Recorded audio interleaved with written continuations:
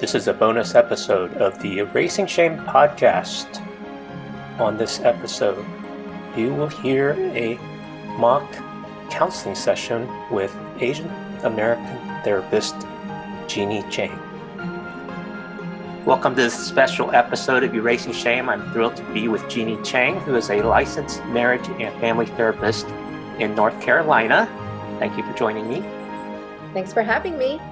And this is a very special episode because we want to take you along a mock counseling session.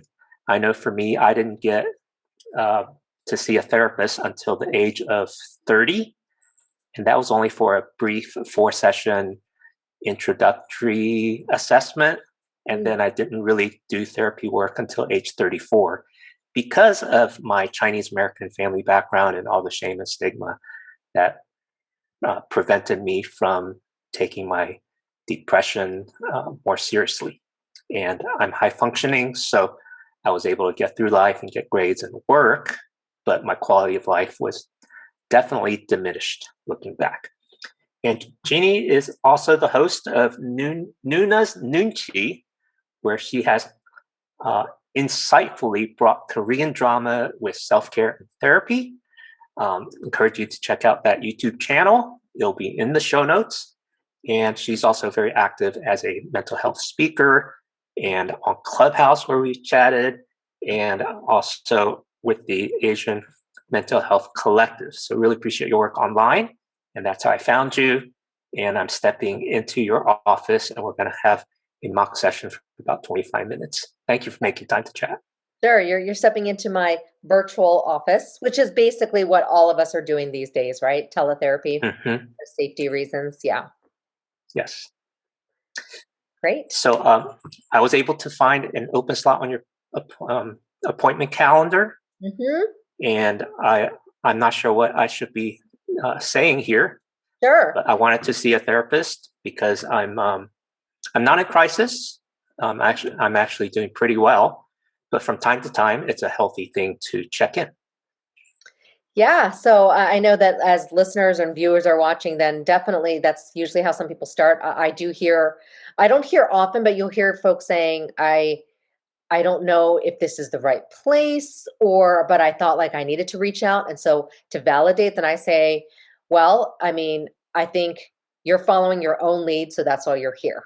So I'm glad you're here. So I always like to say that. I mean, you still want to say as a therapist, I'm glad you're here, right? To make you feel comfortable. And then my follow-up question to you, GJ, because you just asked, I'm not in crisis, but then I say, well, it's great being proactive. It sounds like you're being proactive with your mental health. So let's talk about what brought you in. What brought you in? Well, I've worked with therapists for the past 4 years very actively. And I've had to be active with my mental health care because I have a diagnosis of bipolar disorder. I'm still on medication. When I'm in crisis, then I'm seeing my therapist on a weekly basis. But during the quarantine, I've been pretty stable, and I'm very grateful for that. And I haven't seen my therapist for maybe 2 or 3 months now, just because of scheduling.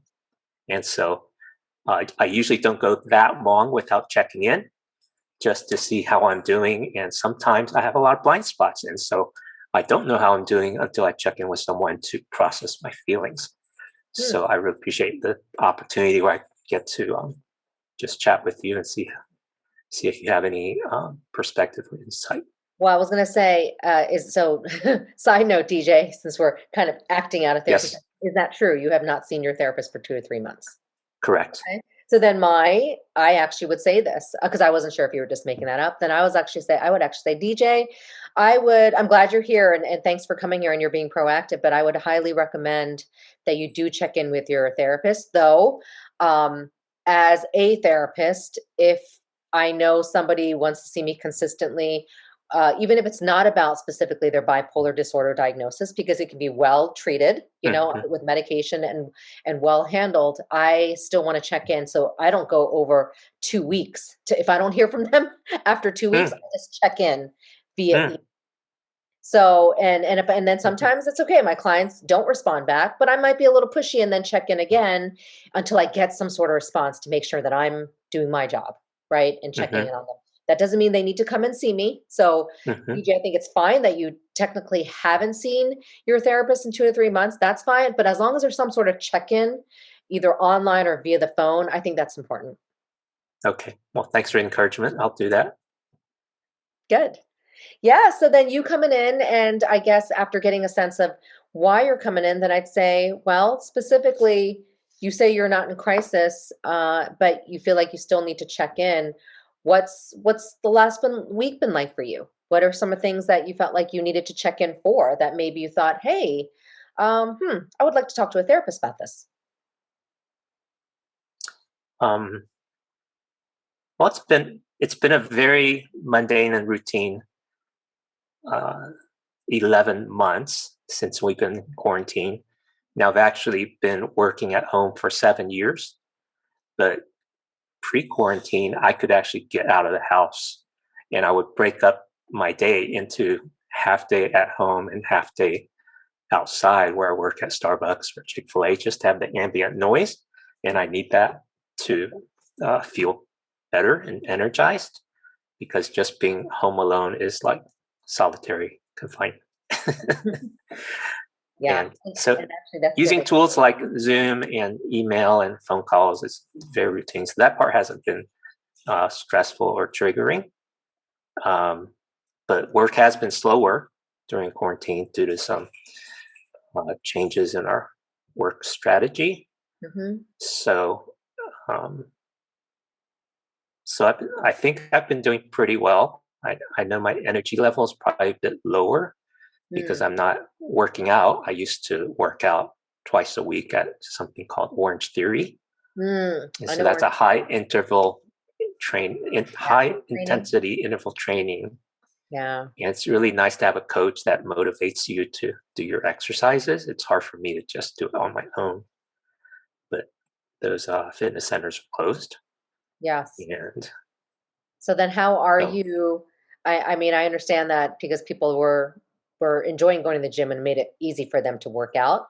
Uh, then I would say, what are you doing in its place that it doesn't mean you're working out every day, because let's be realistic, hmm it's harder, but hmm what are some things that you find like that you could be doing to get that energy? Because it is really important to release those happy hormones for the sake of well-being, even if things are fine. But you gave some hints like monotony hmm and all that humdrum stuff after a while can kind of lead to like a depressed mood. It doesn't mean you're depressed. It hmm just means a depressed hmm mood. Like, hmm is there more to life? Almost like living a Groundhog's Day, that movie, day Yes. after day. After a while, that's like can make anybody go crazy. I'm joking. Mm-hmm. You know what I mean? So, yeah, what are some things you could do to get that energy back? I'll Think of just take a walk outside my neighborhood for about half an hour, that's and that good. gets me the fresh air as well as the sun, as well as get my body moving. So one of the things I learned in my recovery over the past 4 years is just get my body moving. Because when Yes. I try to think of something to do, or try to think of what I should be doing or thinking about, I just get stuck. But if I Mm, move my body physically and breathe in fresh air, that actually changes my mindset. yep. So I That's try good. to, I really work at, that's my next step when I feel stuck or unsure or trying to figure out, just get my body moving. So just to ask you, because that is a great solution, like, right? So 30 minutes active walking, and the people think working out has to be intense. Yes, hit training at Orange Theory was good. It doesn't have to be intense. You're walking, right? Which gets Hmm. that blood flowing. So I'm going to ask you this: when you said, "Oh, when I start walking, I get to thinking, things seem to be more clear." Do you know what's going on with your body when you're working out or walking? So this is a little mini test, but this is important of why it's good for your mental health.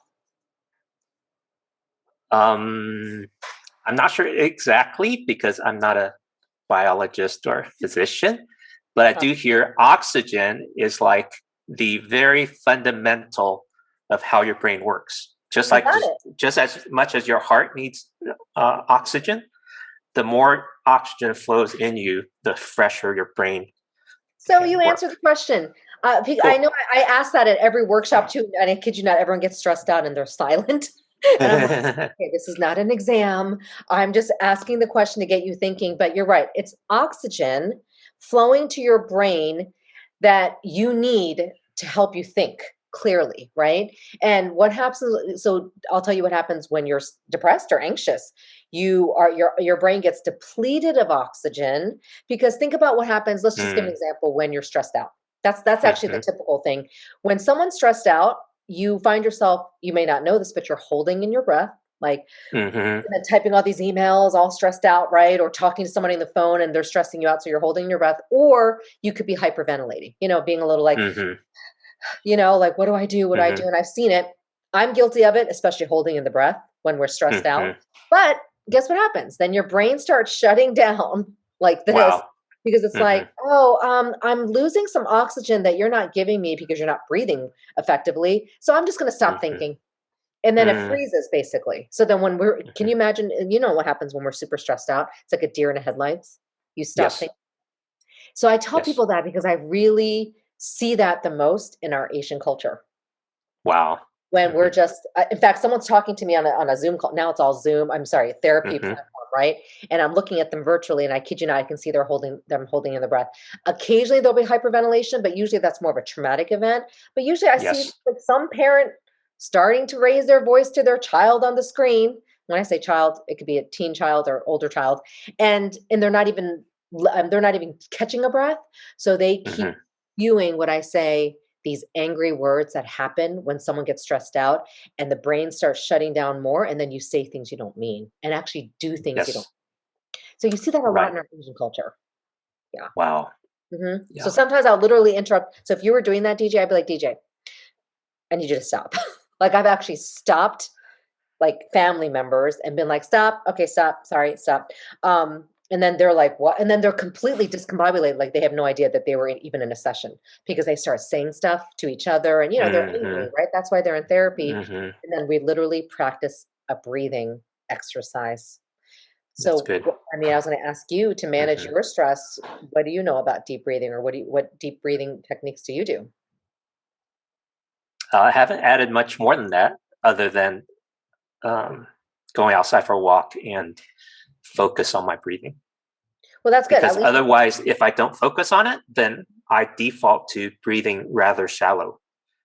And yeah. that's one thing I learned in my intensive exercise, that when I push my body, or when my coach pushed my body to run 6 miles an hour on the treadmill, Oh my. that I got to the point where, okay, if I push harder and breathe better, um, in a more rhythmic routine, I could actually get my body to keep up that pace. Isn't And it amazing? so, Oxygen. so my body functioned better, which also would tell me that my brain would work better if I learned to breathe better. Yeah. That's about all I do. I haven't done like other practices in breathing, but I've heard they're out there, and I've seen one of your videos where you did a good demo. So I add that Yeah, into the show and notes. I teach that very diligently because I've seen some drastic changes immediately. Mm, So I'm going to ask you this. So you talked about how you haven't seen your therapist in 2 or 3 months. So I was going to ask you, mhm. how do you feel your therapy's going? Well, it's excellent. I really like my therapist because they keep up with my thought pattern, and I don't have to explain so much of myself. So my therapist is Asian American, and I've worked and talked with non-Asians, and um, my therapist isn't as directive, so it gives me a lot of safe, supportive space to just process out loud.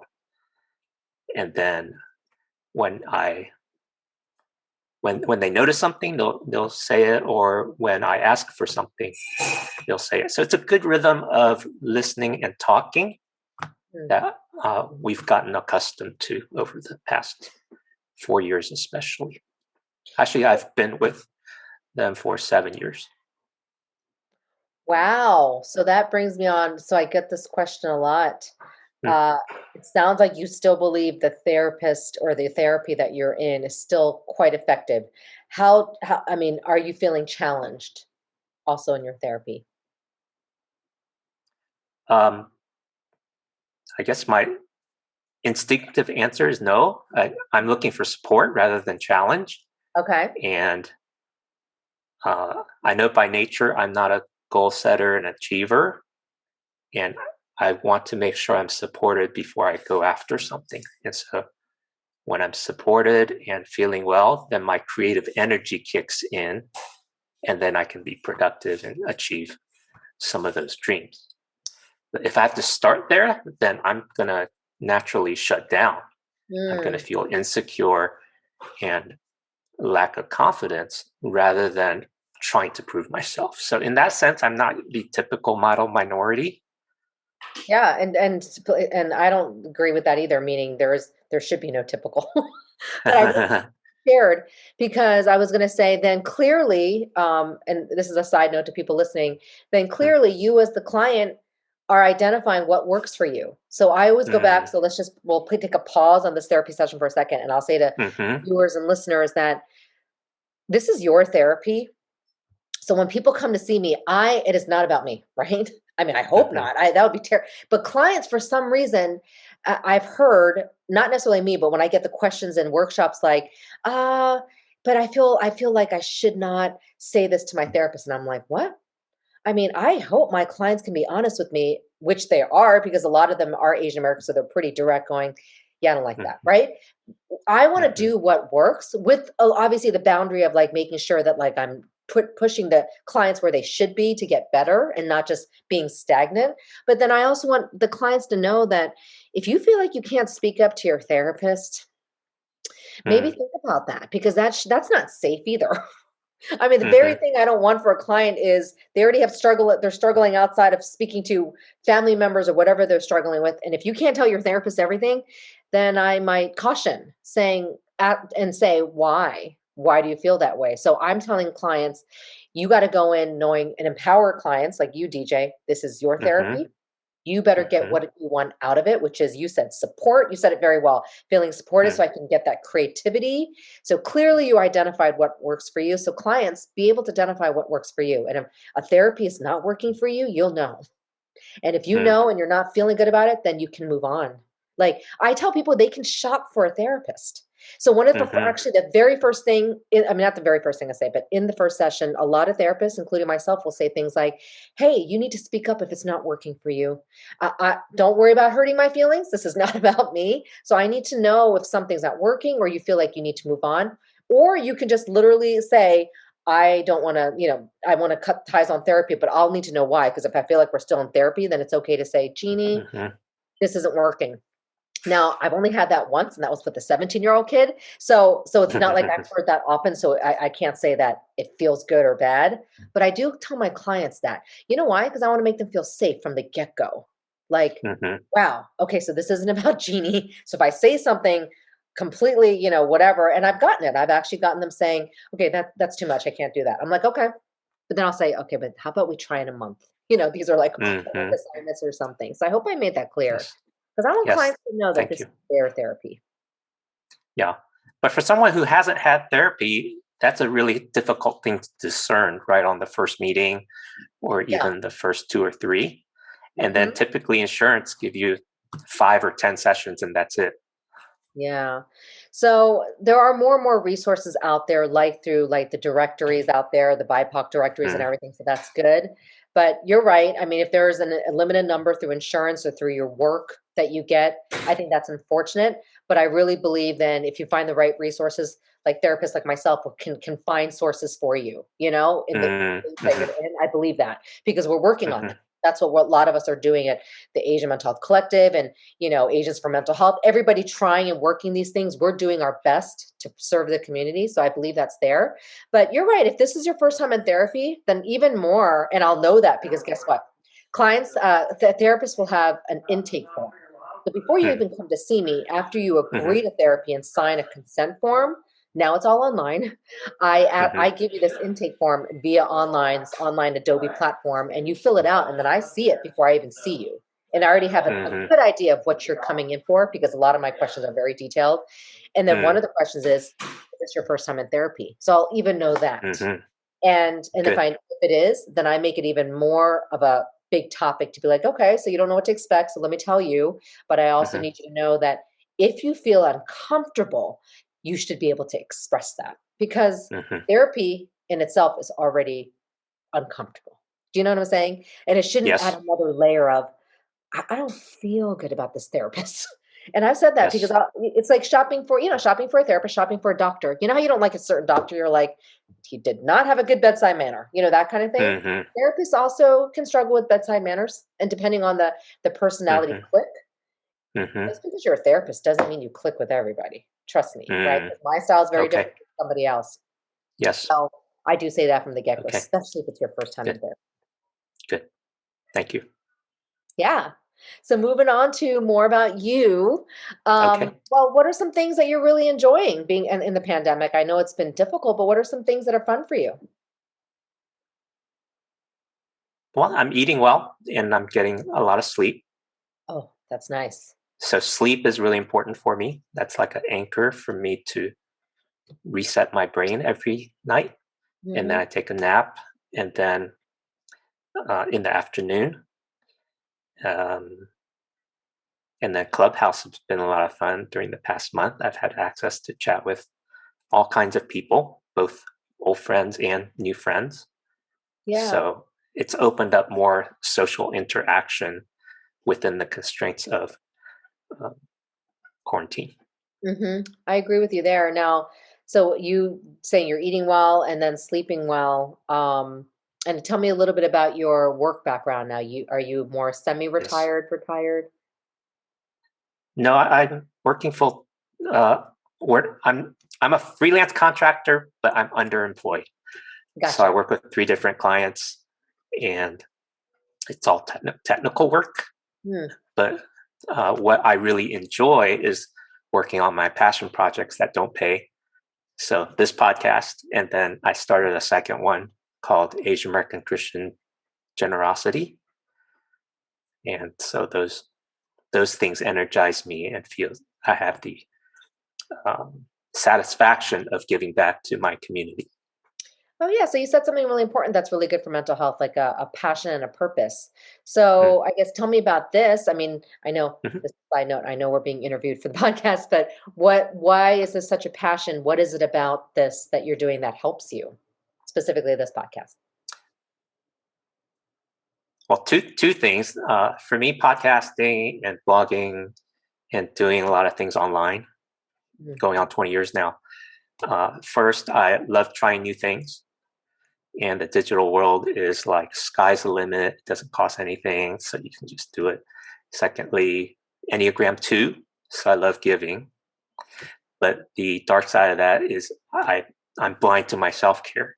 And so there are times when my energy is depleted, but I don't know it until I come crashing.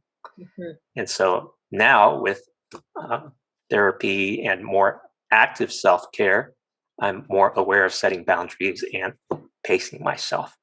Specifically about erasing shame, it was actually a domain name. You can appreciate this with digital strategies. It was actually a domain name I registered in 2012, but I didn't launch a podcast until 2018 because I was looking for the right co host Mm. to have a conversation with me about areas of shame. Because for those of us that are Asian and Asian Americans, we're more than acquainted with shame, but we've never talked about it. And it's great. Brene Brown has popularized it through her TED Talks and her books and conferences in the American culture about shame, but she's a white woman, and there's something that doesn't quite connect at a visceral level for us as Asian and Asian Americans. So I figure if shame festers in silence, and the opposite of that is honest, healthy conversation. And I know technology and social media well enough. I'm like, okay, let's figure out how to start a conversation about shame amongst Asian Americans. And that through that process, we'll be erasing shame, and people will be able to take the next step of courage and health for themselves, and let them know that they're not alone. And here's what it looks like from a layman's perspective. That Mm. it's not just the experts talking now. We're just normal people struggling through life. And as we have special guests on, um, they're not always experts. They're the 99%, because the 1% already has their platform.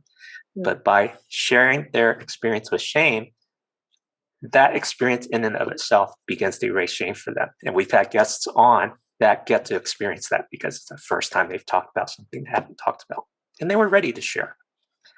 So it's been a very powerful medium. By the way, and so there's my own therapeutic method for you as you were talking about erasing shame. Your demeanor changed.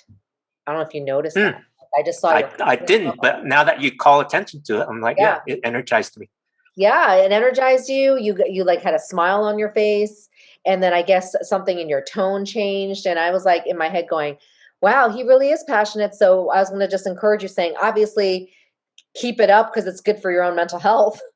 Not just talking about shame and bringing attention to it and erasing it through your work, but the fact that you do this and get to meet all these other people, and through it, it's like a therapeutic process for yourself. That's cool. Thank you. Yeah. Cool. And then your other one that you just I guess you started a new one too, Asian American Christianity, generosity. Yes. Yeah, so I'm seeing your core values here. By the way, Brene Brown says that too.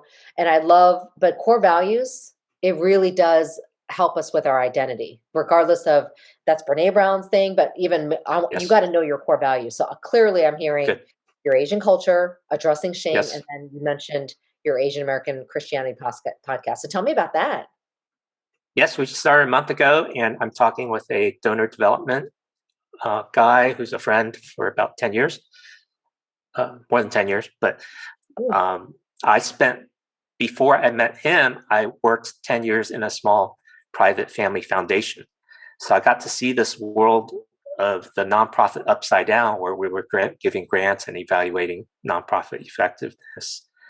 And the statistics tell us that Asian Americans and Asian American Christians have an enormous amount of wealth. Not all of them, but some of them. But that wealth is not activated in terms of community development, community service. And I'm 54 now, so I'm realizing there's peers of mine that have wealth, but they don't know how to give beyond tithing to the church or giving to missions or giving to buildings. And so there's dreams that people younger than myself have that philanthropy and generosity can really activate. And it's also been part of my journey, not just from working in the foundation, but also for our family, that generosity has brought us a lot more joy and freedom than just buying things. And so we want to create a conversation around that because money's hard to talk about, again, for Asians. And so just talking about it, I think, starts the snowball rolling. It's so hard to talk about. It's so funny, but yet it's hard to talk about. But then you get blunt questions from Asian American elders, like, "How much money do you make?" Right? Like, "What's your salary?" And you're sitting there like, "Oh my gosh!" And it's so Asian to get asked those very direct questions, but then yet we don't talk about things. Isn't that like the irony, the paradox of our culture? Yes. Yes. Cool. That's right. So then I guess even as we're going through this, by the way, this is all part of the therapy process. I ask what people are passionate about, what they normally do, to see how their demeanor changes. And then being a solution-focused therapist, I focus on that. I'll be like, well, clearly I'm looking at his face and he just lit up talking about it. So clearly I have to make sure he continues doing this for his own mental health, So it's not rocket science, right? I wish I could say, yeah, it's a magic pill. I know exactly. No, I actually listen to the client and watch them. And that's the other thing. Virtually speaking, when I'm looking at the camera, opposed to seeing somebody in the room, it was a little bit of an adjustment, And sometimes I would have to say to the client, okay, I need you to make sure, can you make sure you're on camera and you're looking at me?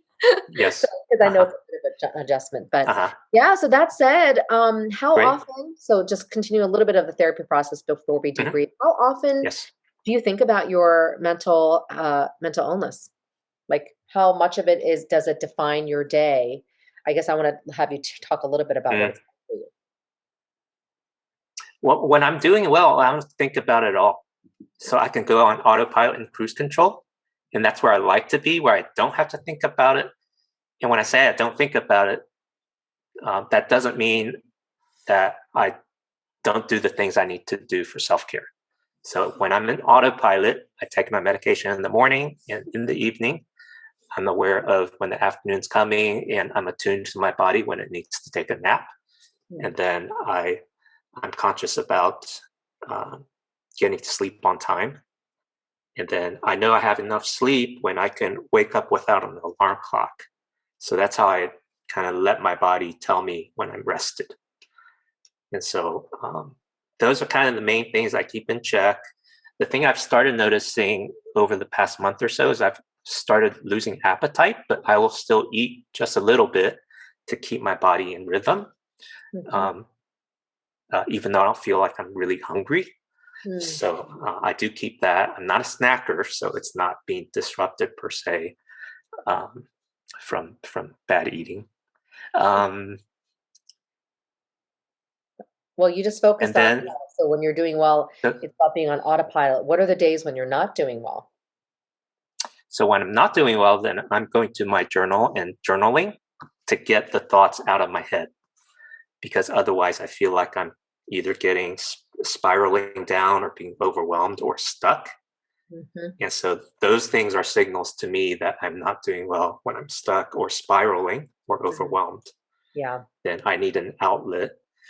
Typically, my first outlet is to journal. Second one is to just get outside and walk. And then I try to think, okay, what else am I supposed to do? I have a written checklist. Okay, call a friend. And then if I'm still stuck for a day or two, then call my therapist. Gotcha. Well, but so to clarify, since you haven't really seen your therapist for 2 or 3 months, it sounds like you have been doing pretty good. I haven't journaled all year. So I'm like, there's been some good memories this year that I want to write down. Huh, that's it. Well, there you go. See, what I look at is when things are going well and what you're doing. So, what was going on this year besides COVID, but that you didn't journal all year, meaning you were doing pretty good? Because I just asked you when things are not good, you journal. So it sounds like Yes. it's been a really good year. Yes. But it's been slow. So that part I actually don't like. But maybe being slow actually helps me regulate. So that's a connection I didn't make because I've been focused on, oh, things are so slow. I wish there was some action I could get into. Yeah. But now as we're talking about this, the aha has kind of come. It's like, well, maybe that slowness helps me to stay autopilot without overstressing my system. Well, it sounds like something, which is what I was asking you, because when I asked you when the last time you journaled, or you just said you haven't journaled in a while, I'm like, well, I'm putting two and two together, and something's going good for the past year. So maybe it's slowness, yeah, or and maybe you'll figure that out. But it's good to identify that, because that's the key question I ask. When things are going well, what's going on? Like, what are you doing to have it continue on like that? And just tell me you just didn't journal for a while. I'm like, wow, that's a big deal. Thank you. Yeah, cool. Because people are saying through COVID they're struggling like they've never struggled before, or you do see some doing better. You do see some people doing better, but you with a mental illness, a mental health disorder diagnosis, clearly doing well in the pandemic tells you something. So I would do a little bit more digging to figure out why you're doing well. Okay. Because post-pandemic, it's going to be a key question to keep that up. Despite things changing, you can still keep your well-being intact. Yes. Yeah. Okay. I'll bring that to my therapist. I know there's things that are unconscious in me that by talking with a therapist in a safe place, because I don't have any other safe places, that it helps me bring it to consciousness. And then when, to quote the great Mr. Rogers, what can be mentioned can be managed. Yeah, that's true. And maybe you just answered it by saying, maybe I slow down and it has helped me. So I guess to technically wrap up our fake short session, I was going to say this, a key to preventing trauma, actually, because I want to say that this during this pandemic, technically we're being traumatized. I mean, it's like living through a pandemic. So who's lived through a pandemic unless you've lived through 1932 flu or 1918 flu? Nobody really, right? So I like to point out that technically this is a traumatic time, but to to make sure you continue preventing traumatic symptoms is exactly what you're doing, DJ, which is every day of walking. And you said it, you said making sure that I'm moving. So basically that term is like feeling the physical agency of grounding, like feeling like we're in tune with our bodies. And that's actually, believe it or not, Okay. super important. So you're preventing some trauma right now in yourself by doing that. But people don't know that. People underestimate little things like walking. I'm like, going out walking. I'm like, please don't do that, because it just grounds you with your own body and smells. And all of a sudden you're like, oh, okay, let me be back to reality here. This is where I'm at. It's a tough time. I'm in control. But yeah, that's a huge factor in preventing trauma. So I just want to share that. So you're doing, that's what I'm Thank saying. you. Keep that up. To keep doing that. As a therapist, I would Thank say you. that too. Like Thank make you, it Jeanie. even after. So All right. Well, thank you, yes, Jeanie. I It's wonderful talking with you. yeah, I really enjoyed it, and I feel like there in this particular session, DJ, because I'm pretty direct, I do feel like you are doing well, and I think it's right to say that. I think it's good to say that. You know, as a Thank therapist, you. that's I'm always glad I passed. yeah. Yeah. So well, maybe we'll do another one in a month, and you may not pass. No, I'm kidding. But yes, thank you for coming. This was great. Great. Thank you. That's so cool. Thank you Yeah. for explaining things along the way. Yeah, because I was gonna say, therapy doesn't always have to be this grinding of like emotions, right? Because I want to, I mean, if you were gonna go that route because of something you were sharing, then I would go that way. Mm, But clearly you were mhm, not, you were doing well. And so I think mhm. that's important to point out as my job as a Good. therapist to continue pointing that Yes. out, that you are doing well. Because Yes. sometimes people, especially Asians, are so are so hard on themselves, you know? Yes. And so I always try to, the word I like to use, which people always like to say, is self-compassion, but we really are not self-compassionate creatures, Asians. Correct. So Right. when I can commend somebody for doing well, I try to do my best to do it, Yes. because you don't hear Well, it a lot. that's certainly my backstory all the way through my 40s, even Hmm. that I didn't have compassion myself, even though I gave a lot of compassion to others. And that Yeah, was such an we're good irony. with that. But we're good Okay. with that. We're so good on, like, there's a Korean term for it, but like the Korean term is like charejo, which means we're so good at taking care of others, like coddling others. Mm, We don't even know how to do it to ourselves, because mhm. I think our culture is very collective that way. So it's not about Yes. individual, right? It's about the group. But I Yes. also point out that that can be harmful too, to the sake of our mental Hmm. health, you know? So yeah, Yes. which is why I'm passionate about, API mental health. Yes. Yeah. So this is cool. So that's awesome. Yeah. What? And but when people come in, so I don't always have a good session like that. And when we're Hmm. talking about erasing shame, you're so right. Shame, guilt. I'm trying to think of the main factors I see. Shame, guilt, saving face. Those three I tend to Hmm. see a lot of, like, showing face and saving face. Okay, I got to make sure, that nobody knows that these problems I have, right? And then that all builds up, and Hmm. a lot of that has to do with the shame they may feel because of the way Hmm. intergenerationally, the things that we're taught. So I see that a lot in Asian families, Asian American families too. And I feel like erasing shame is going to take a lot of work, but it's possible. Even talking about it is the first step. Even admitting you feel shamed. You're like, yeah, I feel Hmm. shamed by sharing this. Sometimes I'm like, that's amazing you just said that. Hmm. Because even sharing it openly is the first step in erasing Hmm. shame. Hmm. Because when you admit it, it's actually not bad. It's like That's good. holding shame, I feel like, is a whole internal thing. But if we externally express it, it's so much better for us. But yeah, so that's like a lifelong work, teaching Asian Americans how to unlearn shame. Like even Sure. myself, it's like I'm constantly learning that, right? So just to tell you, I think that I wrote a book, right? So the book I've Yeah, you literally got a book coming out, and so this episode will literally be released right around the date your book releases. So tell us about the book. Yeah, how cool. Thanks. That was like a good segue. Anxiety is the word I use a lot, threaded throughout my book, because I want to blast that word. Because I say the word anxiety and I can look at someone's face and they're like, did you just say that? Hmm. Especially Asians, right? Especially Asian parents.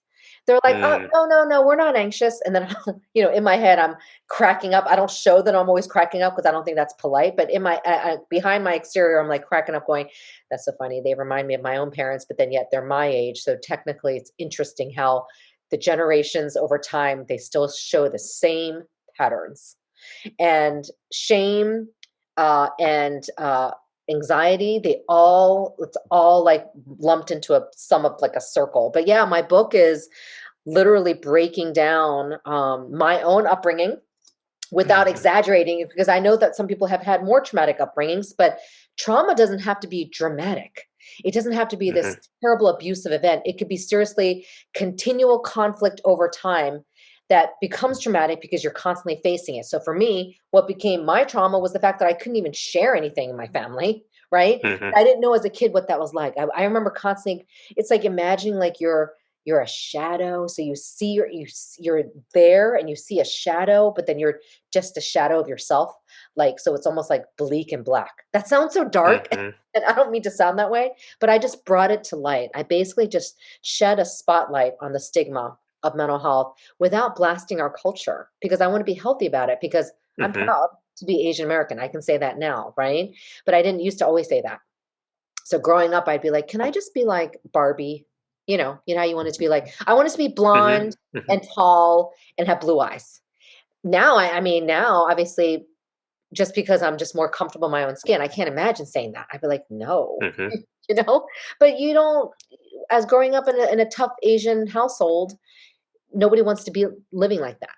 So I think why I shed light on it is for the current families I work with and families future, we have to break those patterns. You got to be able to let your kid Yes. express some emotions. And and I'm a parent now, but I'm being very authentic.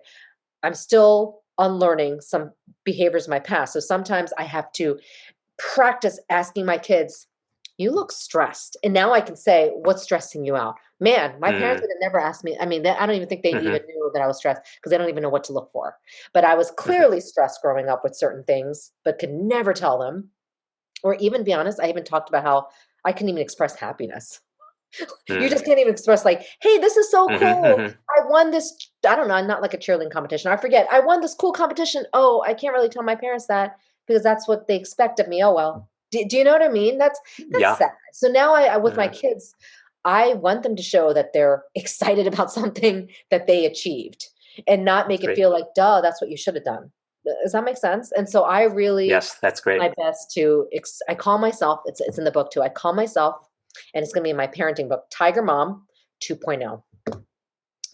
So why I say that is because Tiger Mom doesn't sound good, but clearly I still grew up with like a tiger parenting. So it's a lot of that behavior still in me, but I'm Mhm. constantly reconciling it, like constantly fighting it. Wow. So instead of saying, because there are times my kids have said, "Oh, I got this grade," I'd be like, "You could have done better." I mean, you know what I mean? I'm just a normal parent. So I'll be like, "Did I just say he could have done better when his grade was actually pretty good?" So the 2.0 version of me is I actually say something like, "No, never mind. No, that's good. No, that's awesome. Yeah, yeah, forget what I said. I've actually said that." And then they're like, "Okay." That's great. And then they come back to me next time going, "Well, I tried harder." And like I said, these are good grades. It's not like an F. Do you know what I mean? It's Yes. like a good grade. And I still Yes. say things like, "Well, you could have gotten 95." And that is what parents said to me. So I am trying to be realistic in my book of not saying, let's try to be perfect now and change and be different than our parents. That's not possible. Then I'm actually Mhm. perpetuating like the model minority, to be honest with you. We're not supposed to be That's great. perfect. We're just supposed to Mhm. acknowledge that we have these imperfections of our culture that we're constantly trying to work on and unlearn. And I believe we can do it. It's just that Thank you. the previous generations don't know how to, but we do. Thank you. Americans can, Yes. because we have the Yes. culture. So that's my Well, book. it's it's so helpful to share these principles in a story because in a story they come alive and then we can relate to it. So it sounds like it's a good blend of your own story and your journey Yeah. along with some others, and Hmm. then some things that help you unlearn and become more healthy. Yeah. Now, will the book be available digitally as well as print? Yes.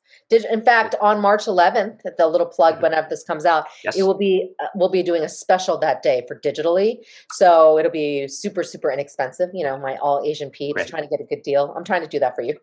I Thank don't mind you. admitting things like that. That's what I Well, love about we'll our culture. release this right a few days before that, so Yeah, people can so join on in. March 11th, you'll Mhm. shout out and maybe DJ. You know what? Maybe I'll do a clubhouse talk that day, and you just come and join me. We'll just That would like be do a little awesome. quick, yeah, because by then Thank you. people will be able to get it digitally, so they could like start reading it. I'm very proud of it, but I'll be honest with you, I'm nervous because it's like Mm, not about it doing well. I'll admit that take away the saving face and showing face. It's more about me being very vulnerable and bringing to light mental health in a real way, not in a fiction book. This is nonfiction, mm, real mm, memoir. So I'm like, mhm, oh, like that's my mhm. whole life. But it's okay because I Yeah. want people to see what I experienced too. So I think that's where I can get the empathy because I do empathize with a lot of parents, the first generation, because I understand that, but then I'm also a parent. So I can empathize with all grades, and it's important to understand that that's what my book's about, for just to show that understanding that I know what they're going through. So cool. As we wrap up, go ahead and tell us about Nuna's Nunchi and Yeah. Asian Mental Health Collective. You just had a tremendous conference called Transformation, Yeah. and you raised some money for mental health. And Yes. it is phenomenal what you and your team are doing there. Well, okay, so let's start with Asian Mental Health Collective. I can't take all the credit. I literally came on board. They had asked me to be their executive director, but I declined because I'm so busy with my own work, but I'm the president and chairman of the board. So I definitely will be able to help that way because I believe in their mission. They did it all themselves. And in fact, sometimes I'd be like, do you need any help? I don't know how to help you because you guys are super doing the awesome work. So they did awesome. And I am super proud to help them. Where they needed me was just to help them lead with strategy and kind of formulate this organization because they've grown. And to be part of that is amazing, And so I think it's amazing that they have this now. I would have benefited from 30 years ago, right? I would have loved to be a youth looking at the Asian Mental Health Collective. So that's my work there. A huge, I would say, mission project, but I shouldn't even say that because it's going to be a big deal. And I'm super proud to start that organization with them. And then Nuna's Nunchi came about because I work with a lot of college students, Asian American college students who, by the way, are underserved. Just had to make a plug there, and Hmm. especially on campuses when it's still very much white. So they don't understand Asian mental health. So I just happen to be a resource. I'm in North Carolina. I'm right next to Duke, UNC Chapel Hill, NC State, all these universities that have come to reach out to me. So it makes my work a little busy, but I had such compassion because they remind me of me. And I was like, oh my gosh, you're having the Hmm. same experience I did. So that's why I finished the book in 2020. I had started it years ago. And actually I almost was like, who wants to read no, I'm not famous. Who wants to read my book? But because of these young kids, I'm like, let me finish my book so it can be Hmm. helpful. But Nuna's Nunchi came about as an offshoot of that. I would actually talk to a lot of college students and be like, so there's this K drama. Do you watch K dramas? And then they'd be like, yes. I'd be like, oh, okay. So let me talk about this one scene in this K drama. And they would just look at me like, I get it. So what I was trying Hmm. to do was make these mental health connections Hmm. based on what they were watching on TV or Netflix and connecting it for them because I'd be like, so this is how you should talk to your parents. This is a good example. I would always try to show them good examples and then show them bad examples going, not pointing out going, this is a bad example, but pointing out to parents going, I don't want you to do this to your kids. Don't sit there yelling at them, saying these mean things, but then go behind their back and you're really crying for them. They need to see you crying for them, So Hmm. I would just use it. And now it's become such a big part of my work that it's not about Asians anymore. Non-Asians love K-dramas. Hmm. So Yes. I talk to a lot of African American students that they're like, Jeanie, can I talk to you about this K-drama? And I love it. So it has opened doors for me to see the intersectionality, to be honest with you, between Asians, Hmm. Blacks, whites, basically Asian, Black, and white, because all of them can Hmm. intersect the love of K-dramas. And that's how I'm normalizing mental health. So that's Nuna's That's Nunchi. beautiful. Yeah. Thank you so much, Jeanie. Really appreciate all that you do and giving of yourself. Congratulations on your new book. Thank And we'll you. continue talking about erasing shame and bringing health to our community so that we can all enjoy the life that God's blessed us with. Thanks so much. It was a pleasure. It was You. so easy to talk to you. I could come back every week and do this. Thank you for listening to this episode of the Erasing Shame podcast. Check out our website at erasingshame.com. We would love to hear your comments and questions. Please subscribe on any podcast app like Apple, Google, Spotify, or on Facebook and YouTube. And please add a rating, a review, and a share so more people can experience the freedom and healing that comes from erasing shame.